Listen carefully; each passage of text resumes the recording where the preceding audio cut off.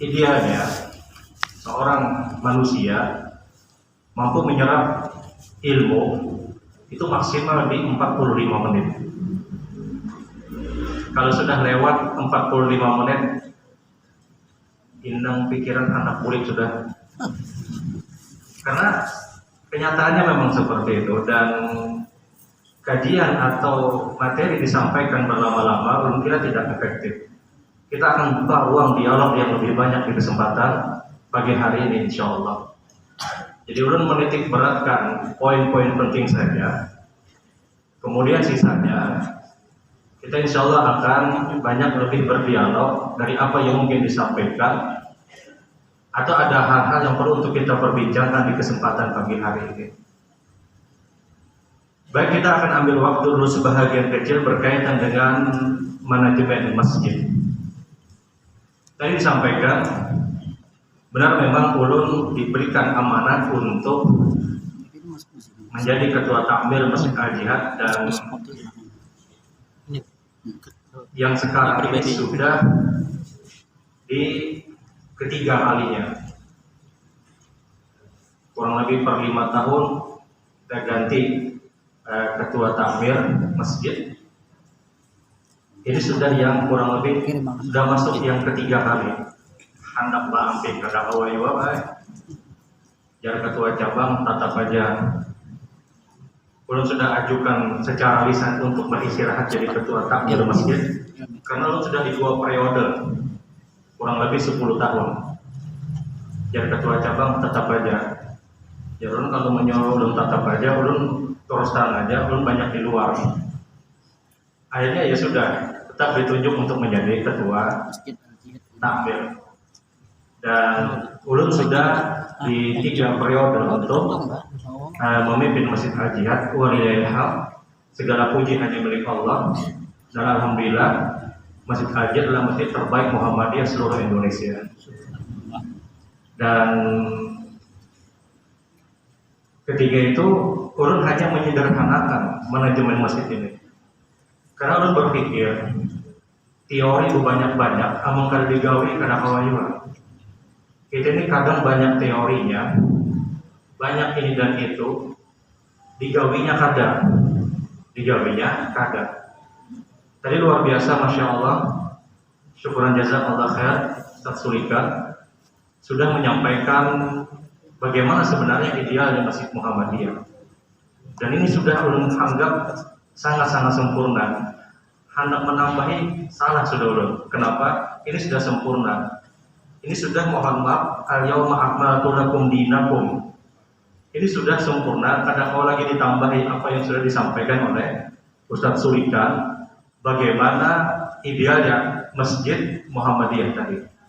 Tapi ini ulun sederhanakan semua permasalahan masjid kita. Karena kalau ada dana, ada keuangan, semua program itu mudah untuk dilaksanakan. Yang penting ada duitnya, ada duit, urusan lancar. Adul dia orang.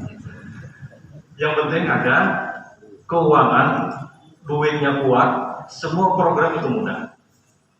Yang ulun lihat, kita masjid, kita punya problem yang sama, yaitu berkaitan dengan keuangan. Ulun masih ingat ketika pegang Masjid Al-Jihad dulu, kita punya kas kurang lebih di 200 atau mungkin 300 juta dulu. Dan tidak ada kemegahan yang hari ini kami dapatkan. Dan alhamdulillah sekarang kita punya kas lebih di angka 4 miliar. Lebih dari 4 miliar. Kita punya pemasukan di setiap pekan itu kurang lebih 60 sampai 70 juta setiap Jumat. Jadi anggap misalnya 60 juta kali sebulan 240 juta. Itu pemasukan yang biasa kita dapatkan. Tapi jangan lupa pengeluarannya pun luar biasa. Listrik sampai waktu zuhur, jamaah umum masuk salat zuhur, selesai salat zuhur, Kadang kemudian anak-anak SMP, anak-anak SMA ikut sholat, selesai jamaah kita sholat, itu terus air wudhu sampai asar, terus sampai maghrib, sampai isya. Makanya pengeluarnya luar biasa. Belum lagi bicara listrik. Eskalator Masjid Al-Jad itu dibangun dengan dana kurang lebih di 2 miliar. Kurang lebih di 2 miliar. Dan alhamdulillah semua berkat dukungan seluruh jamaah, dan eskalator itu sekali tekan listriknya itu lebih dari 10.000 watt sekali tekan.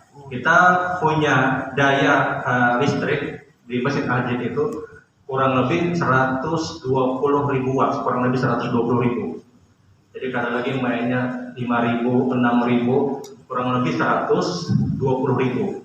Karena banyak yang harus diselesaikan dengan keperluan kita dengan listrik tadi. Pengeluarannya luar biasa.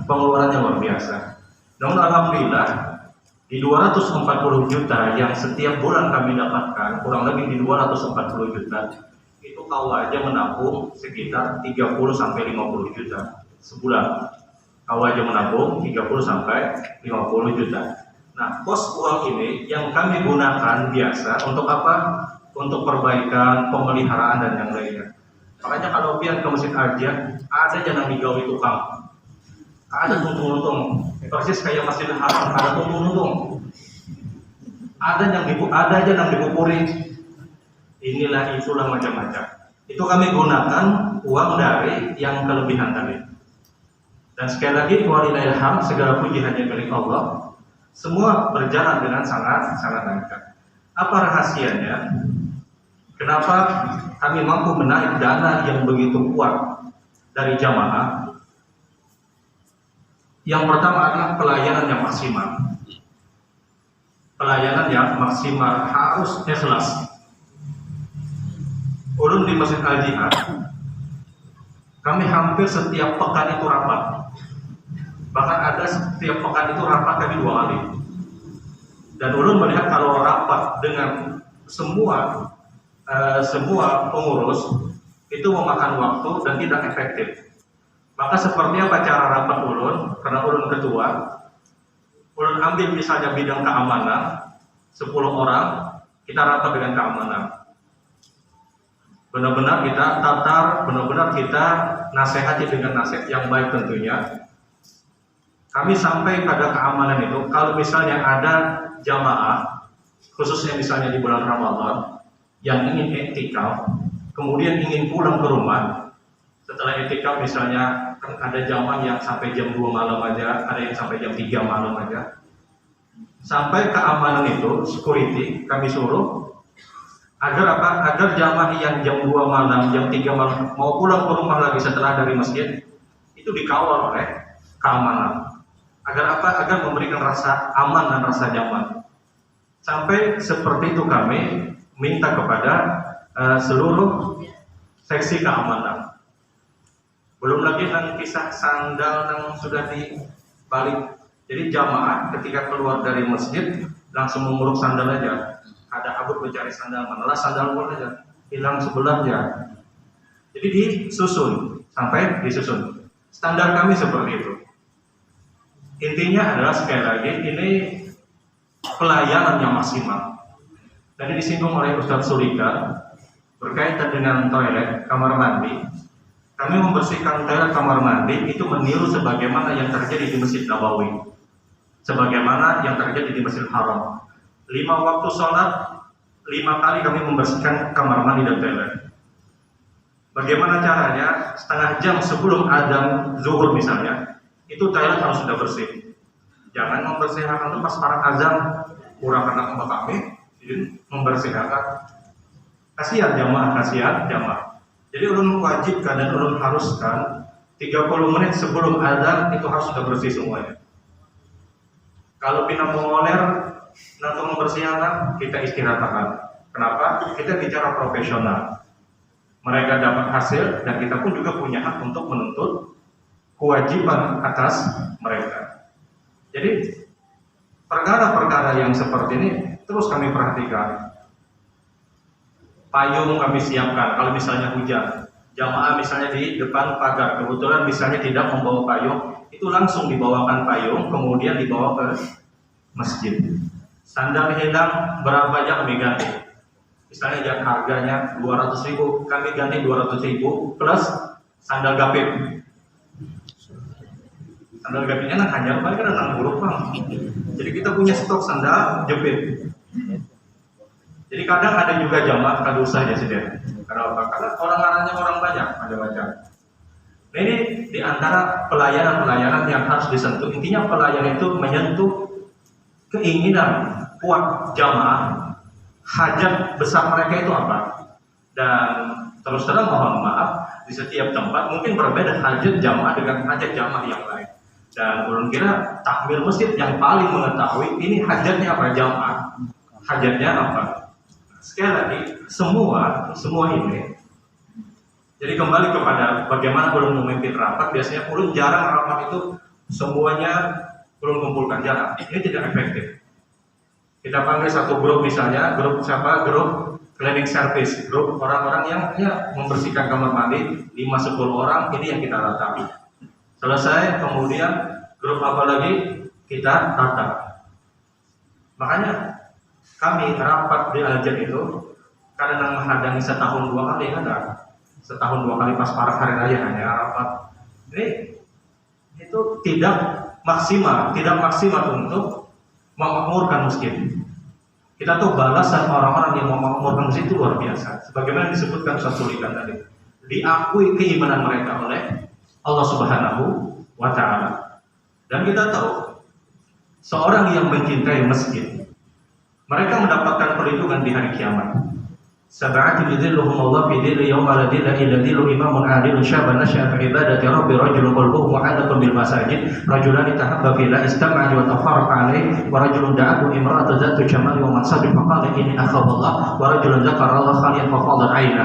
Di antara orang-orang yang mendapatkan perlindungan di hari kiamat yang tidak ada perlindungan kecuali perlindungan yang hanya diberikan oleh Allah, rajulun qalbuhu mu'allaqun bil masajid. Ada orang yang senang berada di masjid, ada orang yang senang mengurusi masjid. Ingat takbir masjid, mohon maaf harus ulun sampaikan. Modal ikhlas untuk memakmurkan masjid adalah senang dulu dengan yang namanya memakmurkan masjid. Kita senang, kita bahagia. Itu modal ikhlas. Karena kalau ada niatan yang lain, berat untuk menjalankan masjid, berat. Karena yang namanya di masjid itu pasti protes ini itu pasti ada. Tinggal mental kita aja lagi. Kadang Pak yang protes ini kan tapi menyumbang ada. Ini tahu protes aja. Tahu seorang ini itu macam-macam. Hendak disahut ngawi juga, kada disahut protes terus. Ya tinggal kita aja. Intinya kita hanya bermodal ini ibadah luar biasa. Ini sambung kita pada kehidupan akhirat. Setiap hari, jam, menit, detik kita mengurusi yang namanya masjid, kita akan mendapatkan hasilnya pada kehidupan akhirat. Setiap detik yang berlalu ketika kita menjadi takmir masjid, itu pahalanya luar biasa. Bayangkan ya, kalau ada orang yang beribadah di Masjid Al-Amin ini, ada orang yang beribadah di masjid ini, itu takmir masjid ketika mereka ikhlas karena Allah Subhanahu wa Ta'ala. Apapun yang terjadi pada ibadah di masjid ini, itu takmir terus dapat pahala. Kenapa? Karena mereka memikirkan, mereka memberikan jalan kemudahan untuk orang beribadah. Jadi yang dibayangkan itu pahalanya agar apa? Agar kita bisa ikhlas. Jadi sekali lagi, di antara cara memanage masjid adalah kalau urusan rapat, mohon maaf, yang ulun praktekkan adalah jarang ulun rapat itu dengan semua pengurus, jarang. Kita bisa rapat semua pengurus kalau momen-momen yang besar, kalau misalnya menghadapi Idul Fitri, menghadapi puasa Ramadan, menghadapi ibadah kurban, ini mungkin semua. Tapi kalau hanya keseharian, ya ambil satu grup kemudian kita rapat, ini lebih efektif. Karena bayangkan ya, kalau dia rapat dengan semua pengurus masjid, nah keamanan mencampuri cleaning service, nang cleaning service mencampuri keamanan, kacau. Ini nang orang-orang besarikan kan. Dan kita pun harus menjaga perasaan orang tadi. Jadi sekali, biasa ulun ambil rapatnya sudah satu grup rapat selesai. Satu grup rapat. Kadang-kadang sehari itu kita rapat 2-3 kali. Jodoh dulu ke keamanan dulu. Selesai ke keamanan, kemudian kita ke seksi misalnya IT misalnya. Selesai ke IT, kemudian ke tempat yang lain. Jadi ketuanya yang berpindah-pindah, Ketua itu harus lebih lelah daripada anggota, daripada pengurus. Harus dia lebih banyak berkorban. Idealnya seperti itu. Nah, Bapak Ibu yang dirahmati Allah, kembali pokok masalah kita ketika kita bicara manajemen masjid untuk melancarkan program-program kita, apa yang kita inginkan adalah semuanya terkendala dengan dana. Caranya seperti apa untuk mendapatkan dana yang besar? Sekali lagi dengan pelayanan tadi, itu yang pertama. Yang kedua, kalau kita belum punya modal untuk mempunyai dana, keuangan di masjid, yang kumpulkan orang-orang yang sugih, orang-orang yang kaya, datangi ke rumahnya, kemudian minta dengan baik tentunya agar menjadi donatur tetap. Ini awal membangun keuangan masjid. Ketika sudah terkumpul misalnya 5-10 orang, kita sudah punya modal. Karena dakwah tidak akan pernah berhasil kecuali ditopang 2 kelompok orang-orang kaya dan dai itu sendiri, orang-orang yang menyeru kepada agama ini. Makanya kenapa Rasul Shallallahu Alaihi Wasallam ditakdirkan menikah dengan Khadijah binti Khuwailid. Khadijah itu orang kaya. Dakwah itu akan sukses ketika berkumpulnya 2 kelompok, orang sugih lawan alim ulama. Kalau alim ulama ya karena orang sugih yang menopang, berat, sangat-sangat berat. Jadi datangi orang-orang yang kaya, orang-orang yang kita anggap mudah untuk kita ajak bicara, minta secara khusus kepada mereka untuk donatur. Ulun dulu seperti itu. Ulun keliling beberapa orang untuk apa? Untuk mendapatkan dana tetap setiap bulan, karena harus ada pengeluaran. Nah, kalau kita sudah punya modal, sisanya tinggal kita melayani jamaah. Jamaah itu mereka mau infak, mereka mau sedekah ke masjid, itu biasanya mereka dapat pelayanan dulu. Kita jangan menuntut mereka sedekah dulu sementara kita tidak melayani mereka, berat. Dan itu pasti.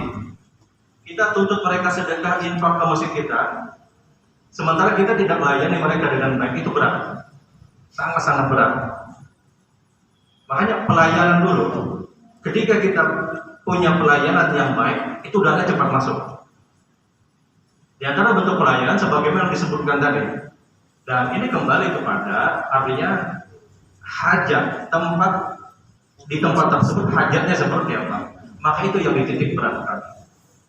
Kemudian kalau bicara kajian-kajian agama misalnya, mohon maaf, kajian-kajian agama itu benar sebagaimana disampaikan Ustaz kita tadi, itu disemarakan di masjid-masjid kita. Di Masjid Al-Jihad itu sebulan dengan khutbah Jumat, itu kajian dengan khutbah Jumat kurang lebih 50 kali sebulan. Jadi ada lagi misalnya, ada yang sehari itu 2 kali, ada yang sehari sampai bahkan 3 kali kajian tafsir, kajian ini dan yang lain. Dan kita yang memilih ustadz-ustadznya, dan supaya jamaah itu banyak, yang pilih ustadz yang kira-kira banyak diketujui orang. Tak sulit kan orang banyak ketujuh, rancaki jadwal sini. Kalau jamaah itu sudah banyak, infak otomatis itu banyak. Tapi kalau kalian mohon maaf memilih ustadz, ya, kita menghormati semua ustadz, benar memang harus ada pemerataan. Namun kita bicara manajemen masjid. Kalau ustadz yang kalian undang itu banyak yang datang, otomatis infaknya juga banyak. Tapi kalau ustadznya, mohon maaf, karena ini masalah rasa, masalah perasaan, kurang diminati oleh jamaah, otomatis infaknya sedikit. Kenapa? Yang datang sedikit. Jadi yang pilih Kira-kira ustadz yang banyak jamaah itu nang dirancaki supaya apa? Supaya duit banyak masuk ke. Dan banyak sekarang masjid menerapkan sebagaimana yang disebutkan tadi.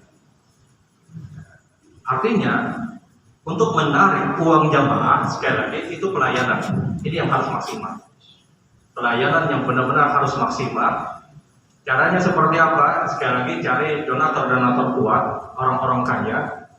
Kemudian berbicara kepada mereka, minta misalnya setiap bulan agar mereka bisa untuk berinfak sebagai donatur tetap. Kemudian untuk menarik juga, setelah dapat uang tadi kita berikan pelayanan yang baik, otomatis itu uang masuk. Ketika ingin menambah hasil lagi, maka bisa sebagaimana disebutkan, kita undang misalnya ustadz-ustadz yang biasa, banyak orang diminati oleh orang, otomatis jamaah pun akan banyak. Apalagi kalau ustadznya bisa mengefek benar. Itu nah kotak infak diisi aja sih deh. Nah ya, ini hal-hal yang demikian itu luar biasa. Nah Bapak Ibu yang dirahmati Allah Subhanahu wa taala, jadi manajemen masjid yang sehat sekali lagi landasannya adalah bagaimana keuangan masjid tadi. Dan benar memang kita harus berpikir ini uang dari jamaah harus dikembalikan kepada jamaah. Uang dari jamaah itu dikembalikan kepada jamaah. Jadi berapa kita dapat hasil, kita maksimalkan pelayanan jamaah. Meskipun tidak harus saldo itu nol, tidak, karena berat. Biar kata kau meniru Joko yang di Jogja itu kan, Joko tidak bisa, kita tidak bisa meniru. Kenapa? Mereka punya back orang-orang kaya yang kuat. Di sana saldo dinolkan, walaupun nol itu ada orang-orang kaya yang sudah membackup. Sekarang misalnya Al-Jihad saja di tempat ulun, kami tidak berani menolkan saldo. Kenapa? Siapa yang membackup di situ? Bayar listriknya ini dan yang lainnya, gaji karyawan, kemudian hal-hal yang lainnya. Nah kalau di sana itu sudah ada. Jadi kadang kalau kita berdalil dengan sebagaimana yang disebutkan, ini ya saldo di masjid ini harus dinolakkan ya. Kenapa? Untuk kembali kepada jamaah. Pandai bujur nyaman. Kalau bujur-bujur nol, awal hasilnya membackup habis itu berat. Banyak kita benar harus maksimal, tapi untuk berpikir menghabiskan total satu pekan itu berat. Dan di sana tidak bisa diturut, mereka punya orang-orang kuat, mereka siap membackup untuk kalau seandainya keuangan mereka tidak ada hasil dan kenyataannya tidak, artinya terus di spot dengan uang yang infak yang diberikan. Nah Bapak Ibu yang dirahmati Allah Subhanahu wa taala, jadi itu saja mungkin yang saya sampaikan berkaitan dengan manajemen masjid secara umum. Intinya adalah di keuangan yang paling vital untuk kita memudahkan semua program-program kita. Kalau program kita itu tidak mutlak sama dengan satu masjid kepada masjid berikutnya, tidak mutlak sama. Tergantung bagaimana hajat keperluan di setiap masjid. Intinya tujuannya adalah memakmurkan masjid. Tujuannya adalah agar orang nyaman beribadah. Tujuannya adalah agar orang merasa aman ketika dia sholat di tempat tersebut. Tujuannya adalah ketika orang itu senang ketika berada di masjid tadi. Masjid kalau orang sudah ketujuh di masjid itu, orang sudah senang. Ini rumah jauh kayak apa aja didatanginya. Aku nyaman di situ aja sih. Padahal dilewatinya 3-4 buah masjid. Kenapa? Dia sudah merasa senang. Dia sudah merasa nyaman. Jadi itu mungkin pokok semua permasalahan masjid-masjid kita ada sekali lagi pada keuangan yang itu harus benar-benar dibenahi. Dan ingat, laporan keuangan itu setiap pekan. Setiap pekan laporan keuangan. Agar apa? Agar tidak ada zon, tidak ada sangkaan apapun. Agar jelas keuangan ini diperuntukkan untuk apa? Kemana larinya uang tadi? Dan kami di Masjid Aja, kami semua keuangan itu kami open, semua kami buka. Jadi siapapun yang ingin lihat di kantor silahkan. Anda bukan Rp1.000 itu di mana? Ada, semuanya ada, semuanya terekam. Nah ini pun juga harus disampaikan agar apa? Agar orang yang menyumbang itu dia punya rasa aman. Oh ternyata benar. Ini undang-undang jarak persumbangan, jarak berinfak adalah laporannya ada jelas. Atau ada laporan itu namun aja kurang jarak. Kalau orang sudah jarak, saya pun aja jarak dia tidak lagi ingin berinfak, dia akan menghabarkan kepada yang lain. Akhirnya apa? Akhirnya berat untuk mencari dana. Makanya kata orang, masjid ini kalau sudah timbul, kalau sudah sukses, pertahankan. Karena kalau sudah sekali gugur, menimbulkan lagi itu berat. Sudah diciriin orang sudah. Sama orang warungan lain, orang warungan sudah sukses, sudah rame, kemudian dia jatuh untuk memunculkan lagi itu berat. Kecuali mungkin berganti ngarang atau mungkin berganti yang dijual atau apa, berat. Dan ini berlaku umum.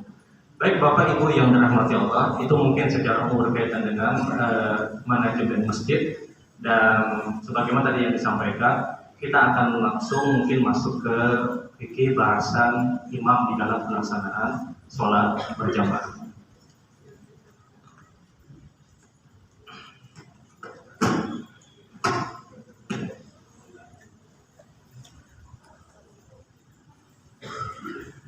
Bapak Ibu yang dirahmati Allah, bahasan kita di bahasan yang kedua ini adalah berkaitan dengan fikih sholat berjamaah bagi seorang imam. Kita tahu bahwasanya jabatan imam di dalam pelaksanaan sholat berjamaah itu jabatan yang pernah ditanyakan oleh sahabat. Ya Rasulullah, apa yang kau perintahkan kepada saya? Kata Rasulullah, kun imamah, engkau jadi imam saja, kata Rasulullah. Kata sahabat tadi, bagaimana kalau seandainya tidak mampu ya Rasulullah? Maka kata Nabi, kun muadzinan, jadilah engkau seorang muadzin. Kita lihat di sini. Zohirnya, imam dengan muadzin, jabatan imam dalam artian seorang yang jadi imam, dia lebih disukai oleh Rasulullah SAW, lebih afdal. Karena kita tahu muadzin dia punya keutamaan yang begitu besar. Dia mendapatkan syafaat, dia mendapatkan kemuliaan. Setiap orang-orang yang sholat di tempat tersebut disebabkan suara adzan yang terdengar, atau ada orang yang sholat disebabkan adzan dia tersebut terdengar, dia terus dapat pahala. Ini pun masih dikalahkan oleh seorang imam. Sehingga kita tahu sejarah pun mencatat Rasulullah SAW tidak pernah di dalam sholat berjamaah kecuali terus menjadi imam. Bahkan ingat di akhir kematian Rasulullah pun, di hari terakhir, kita tahu hari Senin, diwafatkannya Nabi SAW, Nabi tetap menjadi imam. Awalnya kita tahu Abu Bakar As-Siddiq yang jadi imam. Kemudian datanglah Rasul SAW dan Abu Bakar tahu ini Rasulullah datang. Beliau mundur ke belakang, kemudian Rasulullah menjadi imam di depan Abu Bakar. Dan Abu Bakar berimam dengan Rasulullah dan para sahabat mengikuti sholatnya Rasul. Dan ketika itu Rasul sholat dalam keadaan duduk. Fasolaina qu'udan, kata para sahabat, kami pun sholat duduk bersama Rasul SAW. Ini dalil bagaimana Nabi SAW tidak pernah melepaskan sholat berjamaah kecuali menjadi imam. Bahkan di hari terakhirnya Rasul SAW, imam di dalam pelaksanaan sholat berjamaah, dia punya keutamaan. Di antara keutamanya adalah siapapun yang sholat di belakang dia mendapatkan pahala. Semakin banyak jamaah yang sholat di belakang dia, semakin besar dan semakin banyak pahala yang dia dapatkan. Paling tidak, kalau dia sholat berjamaah, atau bahkan dia jadi imam, 40 hari dia bertahan jadi imam tanpa putus. Disebutkan dalam hadis riwayat Imam At-Tirmidzi, kata Rasul SAW, barang siapa yang salat bersama imam, wa yudriku takbiratul ihram, dan dia dapatkan takbiratul ihram, wa la yafutuh, dan dia tidak pernah kehilangan takbiratul ihramnya, kutiba lahu bara'atun minan nari wa bara'atun minan nifaq. Maka sungguh kata Nabi SAW, orang tersebut dibebaskan dari dua perkara, bebas dari neraka Allah dan bebas dari sifat munafik. Hadis diriwayatkan oleh Imam Tirmidzi dan banyak yang meriwayatkan. Kalau ada orang yang sholat berjamaah, sholatnya dia terus dapatkan takbiratul ihram selama 40 hari, tidak pernah putus, kata Rasulullah. 40 hari terus dia dapatkan takbiratul ihram. Amalan ini kata Nabi menjadikan dicatatkan dua pembebasan, bebas dari neraka Allah dan bebas dari sifat munafik. Dan tentunya imam yang memimpin salat berjamaah selama 40 hari dia mendapatkan keutamaan tadi. Dan besarnya keutamaan salat berjamaah secara umum orang yang mendapatkan takbiratul ihram.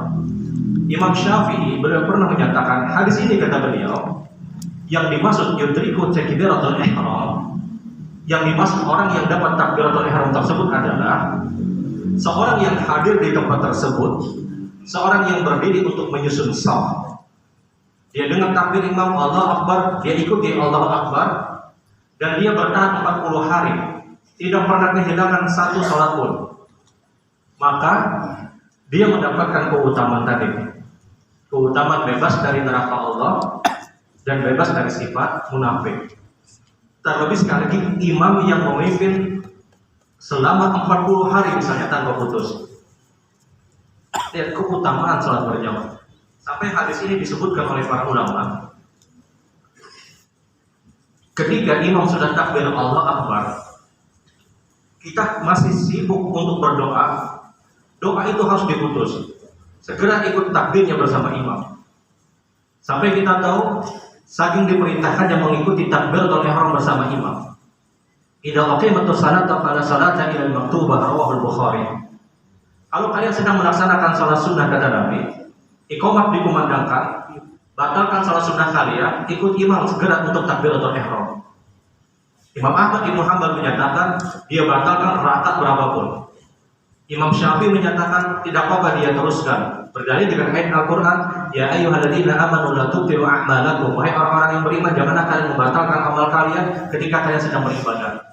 Pendapat Imam Malik disebutkan dalam kitab Bidayatul Mujtahid wa Nihayatul Muqtasid karangan Ibnu Rushd, belum menjelaskan bahwasanya yang dimaksud hadis tersebut adalah kalau orang baru di rakaat pertama dia batalkan sholatnya.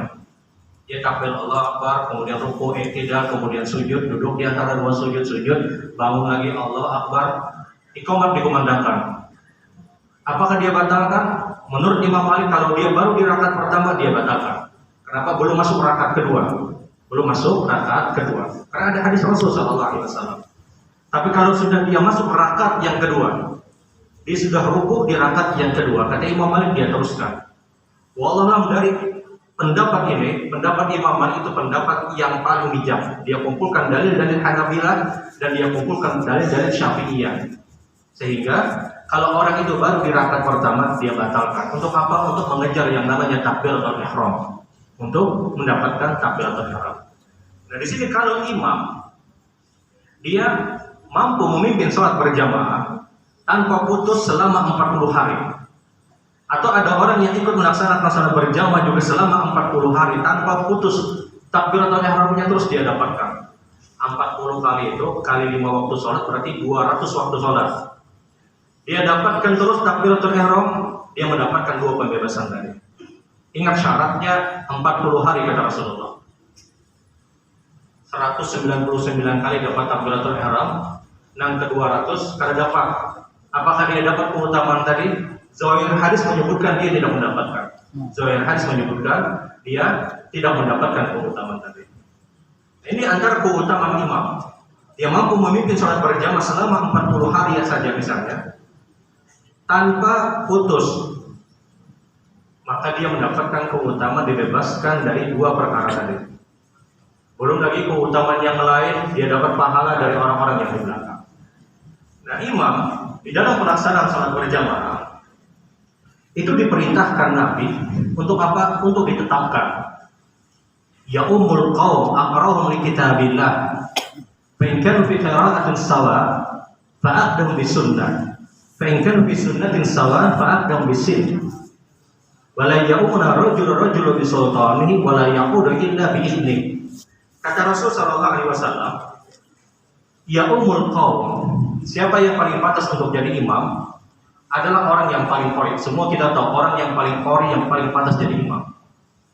Kemudian kalau didapatkan di satu tempat ada orang-orang yang sama-sama qori kata Rasulullah, cari di antara orang-orang tersebut siapa yang paling mengerti sunnah. Sunnah di dalam salat berjamaah. Bukan sunnah masalah puasa, tidak. Sunnah di dalam sholat berjamaah tadi. Kalau di tempat tersebut ternyata sama-sama ada orang yang mengerti sunnah, sama-sama mengerti Quran, sama-sama mengerti sunnah, maka yang didahulukan setelah itu kata Rasul Sallallahu Alaihi Wasallam orang yang paling dekat rumahnya dengan masjid tadi. Dalam riwayat yang lain, orang yang paling lebih dulu tinggal di tempat tersebut.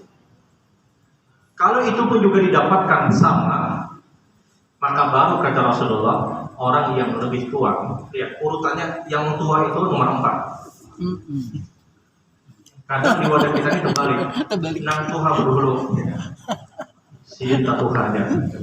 Kayak nang Tuhan di atas mati, belum dia. Cinta Tuhannya sendiri. Idealnya adalah yang paling kori. Sahabat Nabi ketika mendapatkan hadis ini, dia bawa ke kampungnya, dibawa ke tempat tinggalnya. Dia jelaskan bahwasanya Rasulullah perintahkan untuk kita menetapkan imam. Maka ternyata di tempat tersebut tidak ada sahabat yang melampaui lebih banyak hafalannya dan lebih bagus kecuali ada satu anak kecil, usianya kurang lebih 7 tahun. Sahabat yang anak kecil ini cerita, dulu ketika hadis ini dibawa, saya baru berusia 7 tahun. Dan tidak ada orang yang lebih banyak hafalannya dibandingkan saya. Tidak ada orang yang lebih bagus bacanya dibanding saya ketika itu. Maka yang terjadi adalah saya katanya usia saya baru 7 tahun, didaulat untuk jadi imam. Di belakang saya ayah saya, di belakang saya orang-orang yang jauh lebih tua. Lihat bagaimana praktek para sahabat radhiyallahu ta'ala anhum wa radhiyallahu. Mereka tidak dilihat dulu nang Tuhan, nang rancak pulang haji. Sidin aja ya jadi imam jam apa? Sidin 10 kali sudah pulang haji. Itu pada modal ya, tidak dijadikan dalil. Karena di Arab itu ada Abu Bakar, ada juga Abu Jahalnya. Yang diharapkan yang jadi imam adalah orang yang paling qori, orang yang paling mengerti baca. Itu yang ditetapkan. Bayangkan anak usia di zaman Nabi ketika itu, sahabat ada usia 7 tahun dia didaulat jadi imam. Karena usia 7 tahun itu sudah dianggap usia tamyiz, usia yang dia mampu untuk membedakan yang mana sholat yang baik dan yang mana yang sholat yang tidak baik. Dan ini dari anak usia belum balik pun dia boleh untuk jadi imam. Ibu-ibu misalnya ketika sholat di rumah, ada anak usia taruhlah misalnya 8 tahun, laki-laki misalnya. Ada anak usia 8 tahun. Dan anak 8 tahun ini mengerti cara bagaimana sholat berjamaah dan hafalannya banyak, maka 8 tahun ini yang diperintahkan untuk jadi imam. Bukan ibu-ibunya. Kenapa? Usia 8 tahun itu sudah, kalau dia mengerti, paham bagaimana cara sholat dan bacaannya bagus, maka dia lebih utama untuk menjadi imam. Dia lebih utama untuk menjadi imam. Jadi hadis ini menceritakan kepada kita bagaimana pertama Rasul ingatkan dan inginkan kepada umatnya setiap tempat harus ditetapkan imam.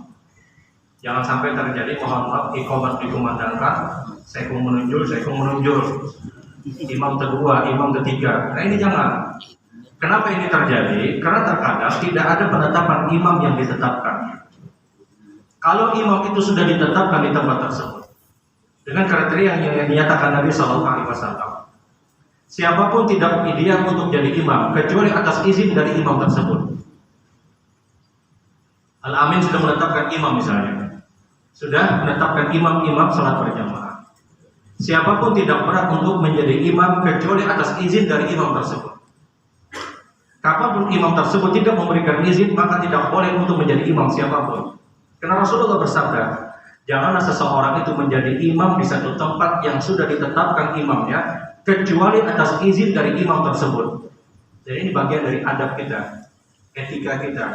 Ada ustadz kiai misalnya, sidin masya Allah, banyak ngisi-ngisi kajian misalnya, kemudian datang ke satu masjid tanpa basa-basi maju langsung jadi imam. Ini su'ul adab kata para ulama, ini adab yang tercela. Kenapa? Ada imam yang ada di tempat tersebut. Imam yang ada di tempat tersebut itu yang didahulukan. Itu yang didahulukan. Nah, imam di dalam pelaksanaan sholat berjamaah dia harus membekali semua apa-apa yang diterapkan dan diinginkan oleh Rasulullah SAW. Tentunya dia harus punya hafalan yang baik.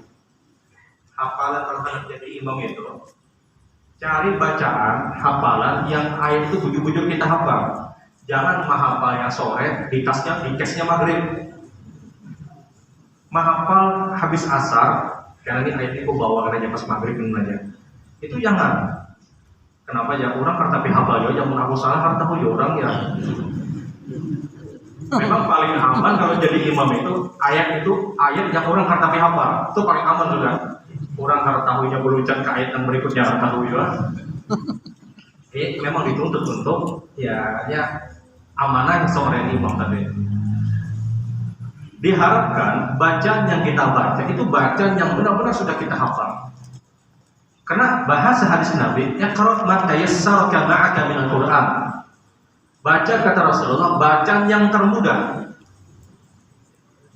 Kalau engkau sholat kata Nabi, maka bacalah bacaan yang termudah, yang paling kita hafal. Makanya ada sahabat Nabi SAW ketika memimpin sholat berjamaah, beliau terus membaca surat Al-Ikhlas, Qul huwallahu ahad. Sampai diprotes oleh sebahagian sahabat, kamu ini kalau jadi imam hingga Qul huwallahu ahad. Dilaporkan kepada Rasul SAW, dipanggil Nabi SAW. Kenapa engkau terus membaca surat Al-Ikhlas? Kata Rasul, kata orang ini, saya mencintai surat tersebut ya Rasulullah. Maka kata Nabi, engkau bersama apa yang kau cintai. Itu bukan, tapi beda dengan kita. Ini sahabat hafal Quran, tapi mereka Qul huwallahu terus. Kalau kita ada hafal Quran, Qul huwallahu terus.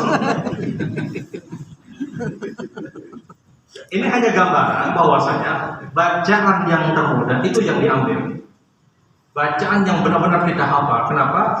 Karena kalau kita jadi imam, sementara bacaan kita bukan bacaan yang benar-benar kita kuasai, bukan bacaan yang kita hafal, itu akan terganggu orang-orang yang di belakang. Jadi persiapan bacaan itu harus maksimal. Pakaian jelas semua kita tahu ini adalah adab khudzu zinatakum 'inda kulli masjid. Ambil pakaian yang terbaik, paling layak untuk pergi ke masjid untuk kalian memimpin sholat atau ketika kita sholat. Ini antara adab-adab yang harus dihadirkan. Nah, cara memimpin sholat berjamaah, imam di dalam pelaksanaan sholat berjamaah, mungkin semua sudah dipraktekkan. Yang pertama adalah kalau dia berada di dalam keadaan yang umum, dalam artian mohon tidak ada sutra, tidak ada pembatas, dia letakkan sutra. Kalau ini kan sudah ada jelas, sejadah itu sudah jadi sutra. Dia letakkan sutra. Apa fungsi sutra? Bagi seorang imam di dalam sholat berjamaah, sutra itu pembatas ketika kita mengerjakan sholat. Sejadah pun itu bisa dijadikan sutra, sebagaimana pernyataan Rasul, "Falyukhiddu khatta." Engkau bikin garis pun itu sudah sutra, kata Rasulullah. Engkau bikin garis pun itu sudah jadi sutra. Apa fungsi sutra ini? Fungsi sutra ini adalah untuk menyelamatkan jamaah yang ada di belakang. Sejadah itu sudah cukup. Fungsi sutra adalah menyelamatkan jamaah yang ada di belakang. Karena terkadang ketika kita sholat berjamaah, makmum ada yang batal. Yang batal dalam sholat berjamaah tidak mau dia harus keluar. Karena kalau dia bertahan di tempat tersebut, itu memutus shaf. Dia harus keluar. Ketika dia harus keluar, maka mau tidak mau dia harus melintasi orang-orang yang ada di belakang. Apa hukumnya? Hukumnya sangat diperbolehkan dia melewati orang-orang yang di belakang. Kenapa? Karena sutra dalam sholat berjamaah ada pada seorang imam. Jadi kalau misalnya pian keluar dari shaf pertama, batal, harus keluar, itu pian lewati aja yang di belakang. Kalau yang di belakang pindah menahani, karasi aja. Nang menahani nang salah. Kita diperintahkan untuk menahan orang, tidak melewati kita. Kapan? Kalau kita sholat sendiri atau ketika kita sholat sunnah. Bukan di dalam sholat berjamaah. Benar memang ada hadis Nabi, "Lau ya'lamul maru ma baina yadil musalli, maka 'alaihi min al-ismi lakana ayyakifa arba'in khairan lahu min ayyamura baina yadil musalli, maka 'alaihi min al-ithmi." Kalau seandainya kalian tahu dosa melewati orang yang sholat, sungguh kata Nabi, lebih baik kalian bertahan menunggu orang yang sholat tersebut walaupun selama 40 tahun. Kalau ada orang sholat sunnah dan kita ingin melewati, lebih baik kalian tunggu saja kata Rasulullah sampai selesai, kecuali dia ada sutra. walaupun lama sholat sunnahnya selama 40 tahun. Saking besarnya dosa orang yang melewati, dan kadang orang sampai yang sunat 40 tahun lawasnya. Paling lawas 5 menit. 5 menit di bawah hayal-hayalnya juga. 2 menit, 3 menit. Sholat sunnah 2 rakaat. Jangan ada yang sholat sunnah, kemudian ada yang melewati, ini yang ditahan. Tapi kalau dalam konteksnya sholat berjamaah, ada orang yang keluar dari shaf itu tidak boleh ditahan. Tidak ada hak dia untuk menahan jamaah untuk keluar, karena berpikir tidak boleh dilewatinya. Yang dilarang itu kapan? Kalau kita sholatnya sendiri atau kita sholat sunnah, kemudian ada orang yang melintasi tepat di depan kita, ini yang ditahan untuk menyelamatkan dia. Tapi kalau dalam sholat berjamaah, sutroh sholat jamaah itu ada pada seorang imam, sehingga dia lewat itu tidak masalah. Bahkan kalau misalnya pian sholat berjamaah, ada shaf yang masih kosong, kemudian dia harus melewati orang-orang yang sedang sholat tadi untuk mengisi shaf yang kosong tersebut, itu diperintahkan. Man farraja shaffan banallahu lahu baitan fil jannah, kata Rasul. Barang siapa yang mengisi shaf yang kosong, Allah bangunkan bagi dia rumah di sorga. Nabi kalau bicara rumah di sorga itu maksudnya istana, kata para ulama. Rumah di sorga itu maksudnya adalah istana di sorga. Kita sholat berjamaah, sedang sholat berjamaah, ada shaf yang kosong di shaf yang kedua. Sementara shaf sudah dibikin 5 shaf, dan kita tahu ada peluang untuk berdiri di tempat tersebut, kita baru datang. Apakah boleh kita melewati mereka? Hukumnya boleh. Kenapa? Melintasi sholat berjamaah di depan makmum itu hukumnya boleh. Kenapa? Sutroh sholat berjamaah ada pada seorang imam. Disinilah hikmah kenapa imam diperintahkan meletakkan sutroh. Untuk apa? Untuk menyelamatkan jamaah kalau ada yang keluar. Nah, sutroh tersebut bisa dengan sejadah, pakai sejadah misalnya atau apapun, agar yang di belakang bisa terselamatkan. Itu yang pertama. Kemudian yang kedua, imam di dalam sholat berjamaah jangan pernah melupakan sunnah Nabi Shallallahu Alaihi Wasallam untuk memerintahkan, merapikan, meluruskan dan merapatkan shaf. Itu harus diulang. Setiap akan sholat atau setiap akan mengerjakan sholat, dia harus ingatkan kepada jamaah. Dan ini sunnah yang tidak pernah ditinggalkan Rasul Sallallahu Alaihi Wasallam, itu terus diperintahkan. Kecuali di hari terakhir di wafatnya Rasul Sallallahu Alaihi Wasallam. Pada ketika itu yang pertama memimpin sholat berjamaah kepada Abu Bakar Siddiq. Mengingatkan untuk meluruskan, merapikan shaf itu diperintahkan. Minimal kata para ulama jatuh kepada hukum sunnah muakkad.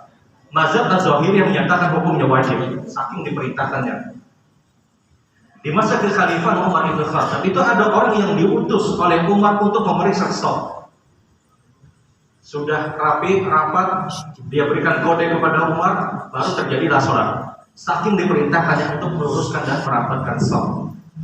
Saking diperintahkannya untuk merapikan shaf, maka mengingatkan kepada jamaah ini sangat-sangat diperintahkan. Terserah hendak pakai bahasa apa aja. Karena kadang-kadang kalau kita pakai bahasa Arab, istau, istaqim, ihtadilu, tarasadul halak, hadu ma baina manakib fala tahtalifu fatahtalifu qulubakum sawsufakum fa inna min taswiyatis sufu min tamamis shalah wa min iqamatis shalah. Ada 18 macam cara Nabi memerintahkan untuk merapikan dan meluruskan shaf dengan bahasa-bahasa yang berbeda. Namun semuanya intinya adalah memerintahkan untuk merapatkan, meluruskan dan merapikan shaf. Anak pian pakai bahasa pian silahkan. Yang penting pesannya itu sampai. Jangan sau. Nabi belakang harta atau sau jangan. Ini sau. Ada mengerti juga. Jangan tina sok pakai bahasa Arab jauh. Udah nggak ada paham juga. Yang diperintahkan itu yang penting pesannya sampai, lurus, rapat, rata itu yang penting. Anda pakai bahasa apa aja silakan. Kadang-kadang ya pakai bahasa Arab aja, nah bagus aja. Seakan-akan semua nama bahasa Arab itu hadis, belum tentu. Kalau semua nama pandai bahasa Arab itu hadis, kurang di Arab sana pandai hadis harus kurang. Ya tidak tentunya. Jadi ingatkan kepada jamaah tadi. Kemudian bagi seorang imam, ketika dia memimpin sholat berjamaah, tentunya dia mulai dengan takbir, sebagaimana yang diperintahkan, dan pemilihan surat atau ayat. Pemilihan surat atau ayat, rakaat pertama itu diharapkan lebih panjang daripada rakaat yang kedua. Umumnya seperti itu.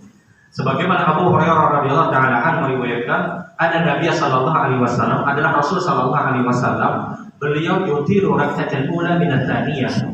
Beliau kata Abu Hurairah senantiasa memperpanjang rakaat pertama dibandingkan rakaat yang kedua. Ingat, imam atau calon imam yang ingin jadi imam, rakaat pertama idealnya lebih panjang daripada rakaat yang kedua umumnya. Kecuali yang terjadi misalnya pada hari Jumat ada sabis, ada al-ghasyiyah, itu tidak terlalu jauh bedanya. Tapi umumnya di dalam sholat rakaat pertama itu lebih panjang daripada rakaat yang kedua.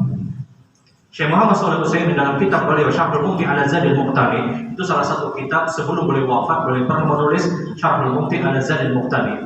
Syekh Muhammad Shalih Utsaimin ketika ditanya kenapa Rasul sallallahu alaihi wasallam memperpanjang rakaat pertama dibandingkan rakaat yang kedua, menurut pernyataan beliau, kata beliau, hadhihi munasabatun li tabi'atil insaniyah fa in kana rak'atul tsaniyah aswal min rak'atil ula fa nadima fa fasara bi khusyu'in al musallin. Kata Syekh Muhammad Shalih Utsaimin, kenapa rakaat pertama lebih panjang daripada rakaat yang kedua? Ini munasabatun li tabi'atil insaniyah, ini cocok dengan tabiat kita. Semua orang itu menyukai ini.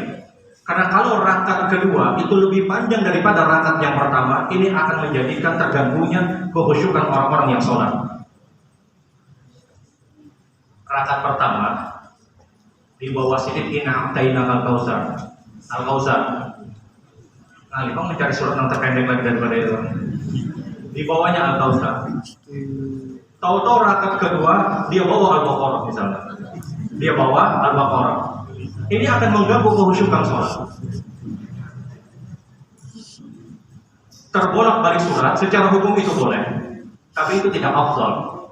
Sebagaimana cerita yang terjadi di zaman Rasul sallallahu alaihi wasallam, ada sahabat yang bermalam di rumah Nabi sallallahu alaihi wasallam, Muawiyah bin Hakam, dia pernah bermalam di rumah Rasul. Ketika dia bermalam, Rasulullah mengerjakan qiyamul lail, salat tahajud. Maka saya pun ikut bersama Rasulullah, kata Muawiyah. Fabada an-Nabi sallallahu alaihi wasallam bi awal suratil Baqarah. Ketika itu Nabi memulai dengan bacaan Al-Baqarah. Kata Muawiyah, "Zanantu anna Nabi sallallahu alaihi wasallam yaqra bi mi'ati ayat." Kata Muawiyah, saya mengira, saya punya feeling, kata Muawiyah, Rasul baca Al-Baqarah ini 100 ayat. Ya. Beda dengan feeling kita. Imam hanya alif lam mim paling 5 ayat. Muawiyah ketika dengar Rasulullah alif lam mim, wah ini 100 ayat sudah mainnya.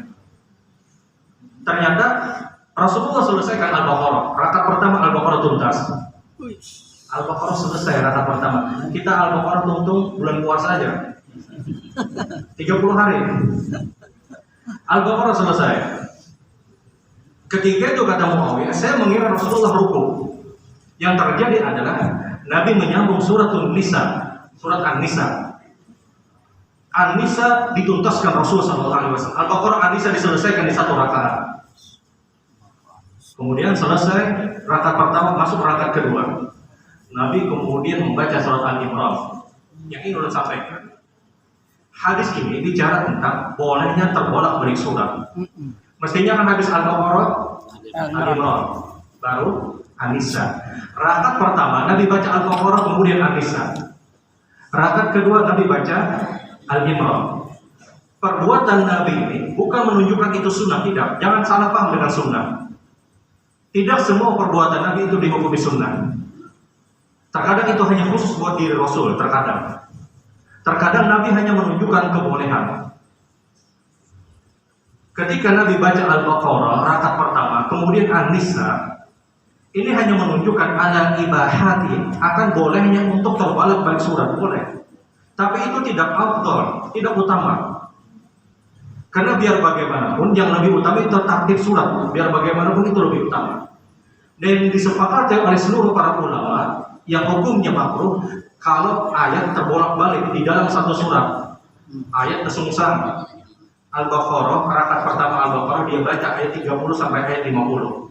Masuk rakaat kedua dia baca Al-Baqarah ayat pertama sampai ayat 20. Ini yang makruh. Ayat Al-Quran dan satu surat dibolak-balik itu yang makruh. Tapi kalau dia hanya terbolak-balik surat itu hukumnya boleh. Makanya kadang imam memikirkan mana sih dia. Rakaat pertama sudah bola Allah binas. ujung-ujungnya mau sini takbir Allah Akbar, ruku aja sudah kada pakai surat lagi sudah dilihat. Karena habis anak surat apa lagi? Anak sidin double anak silahkan. Karena memahami seakan-akan terbolak-balik surat itu dilarang, tidak, hukumnya boleh, tapi itu tidak afdal. Tidak semua praktek perbuatan Nabi itu dihukumi sunnah, tidak. Contoh, Nabi bangun dari sujud, langsung berdiri, tidak ada jelis atau istirahat, tidak ada duduk istirahat. Nabi pernah sholat ketika sujud, bangun langsung berdiri, tidak ada duduk istirahat. Dalam riwayat Imam Bazzar. Tapi apakah sunnah setiap bangun dari sujud langsung berdiri? Tidak, sunnahnya duduk istirahat dulu. Tapi faktanya ini perbuatan Rasul, benar itu perbuatan Rasul. Nabi hanya menunjukkan kebolehan, bukan menunjukkan itu sunnah. Karena tidak semua perbuatan Nabi langsung dihukumi sunnah. Kapan dihukumi sunnah? Kalau perbuatan tersebut berulang, atau perbuatan tersebut kemudian diterangkan dengan sabda Rasul, atau perbuatan tersebut kemudian diikuti oleh mayoritas para sahabat, baru bisa masuk pada dihukumi sunnah.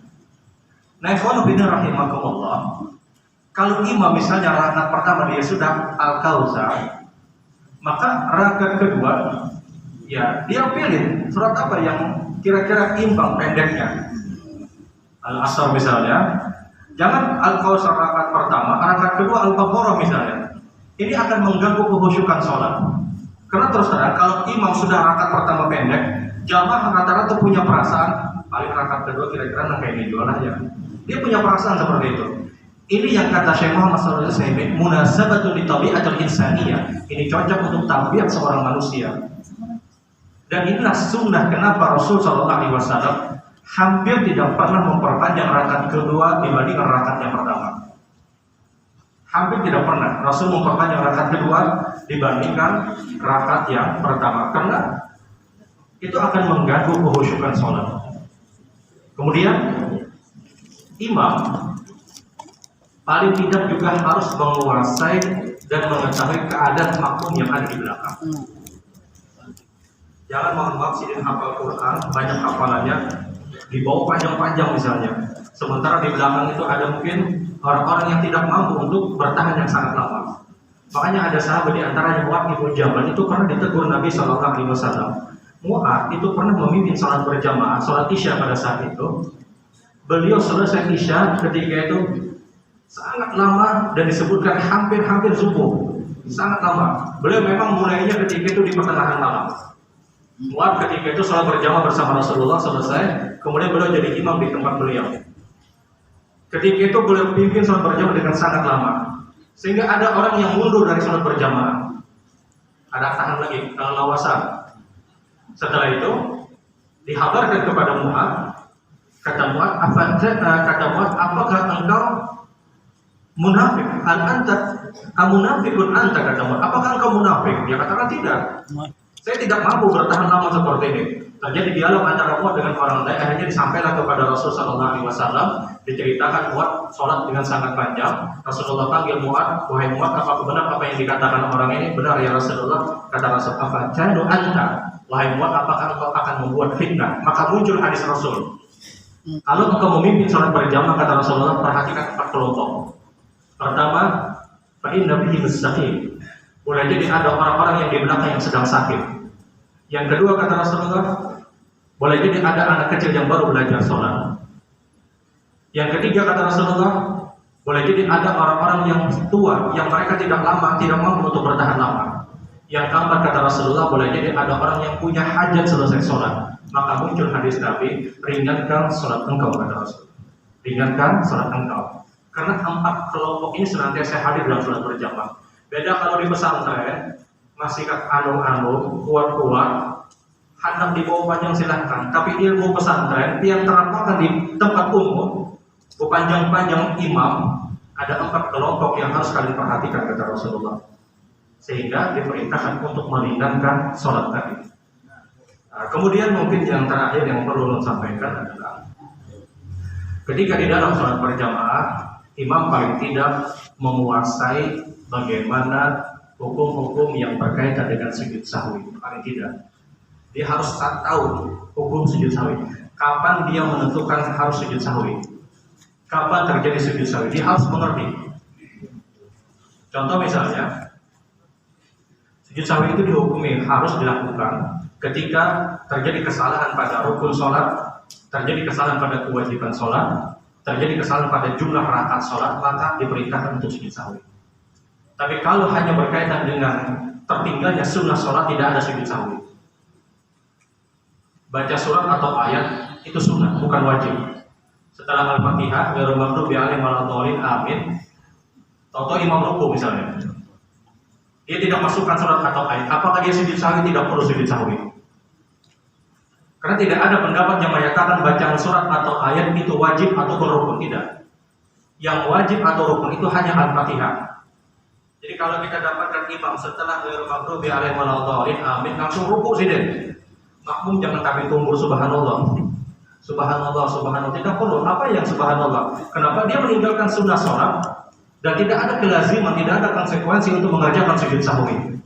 Sujud sahwi itu diperintahkan kapan? Kalau terjadi kesalahan pada rukun, kewajiban, atau jumlah rakaat sholat. Dan imam harus mengerti.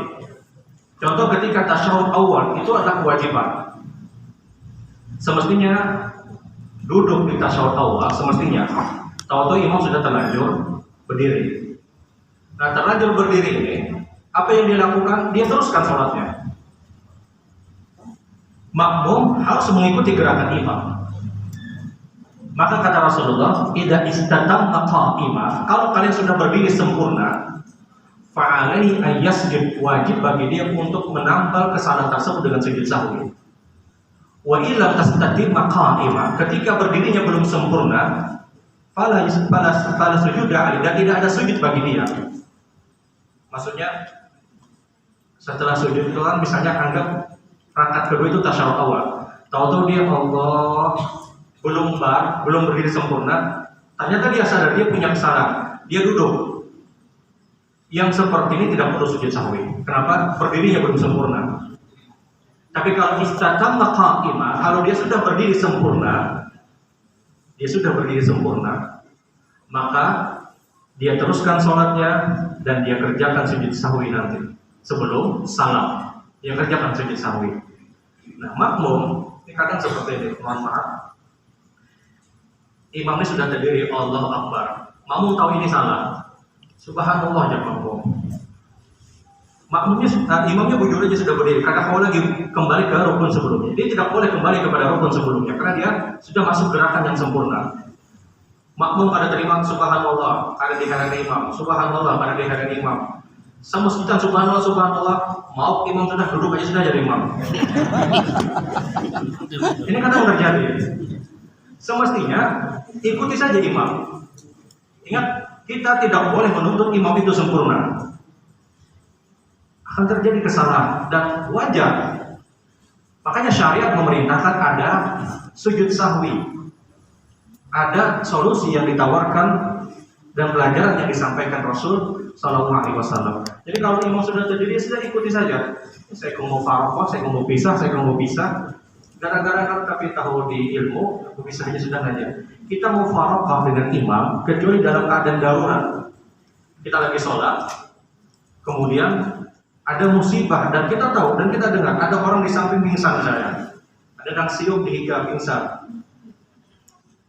Kita membatalkan sholat kita itu boleh untuk darul mafasid muqaddam ala jalbil masalih, untuk menghilangkan kemudaratan, itu hukumnya boleh.